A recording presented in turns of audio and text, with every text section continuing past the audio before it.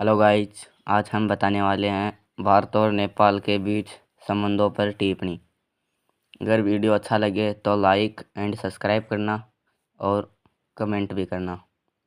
चलो हम शुरू करते हैं। भारत और नेपाल के बीच संबंधों पर टिप्पणी लिखिए। ओके। भारत और नेपाल के बीच मधुर संबंध हैं।